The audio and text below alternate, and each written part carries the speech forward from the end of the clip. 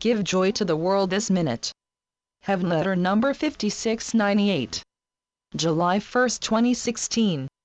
It is one thing to want to always do good, to do your best, to wish to spread joy to the world. It is another thing to be under the thrall of fear, to be in dread of failing the universe, or me or yourself, and, thus, putting yourself in jeopardy. To live under the thumb of fear is not a joyous state. To fear making faulty decisions does a number on your energy. How do we unleash you from the bounds of fear? Fear is not a good master. Fear pounds nails into you. I would love to see the dragon of fear erased from the face of the earth. Fear exists nowhere else but in the minds of men. Withdrawal from fear, putting fear aside, getting out from under fear is a great unblocker of tension. No longer accept fear as your guide. To even think of your mind and body rising above fear relieves your heart. Do you imagine that I would want even one child of mine to live under fear? What a harrowing state of existence. No, fear is not at all what I want you to major in. Undo fear. Look at fear's cats. Fear has grabbed you by the neck, and you have held on to it tight. What can be your worst fear? I think it can be said that you have many worst fears.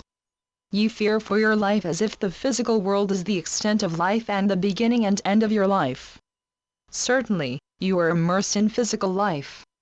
You may feel that you are skating on thin ice. You may feel that your very life can be taken away from you in an instant.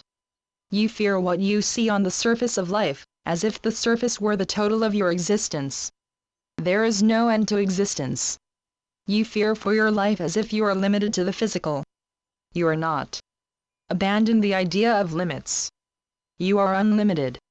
You cannot, absolutely cannot, be cut off from life except as you think so.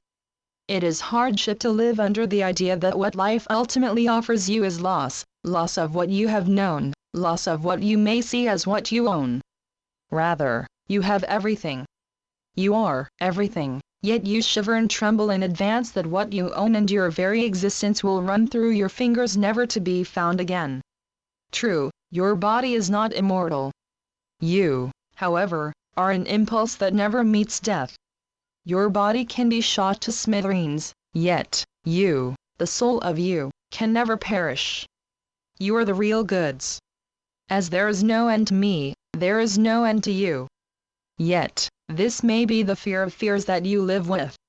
You also live under the threat of time, as if time is running out for you, that you must run a race with time, that you must hurry up to use time well and produce. Produce what, beloveds? Life is not solely about production and quotas. Consider the expression, lead your life.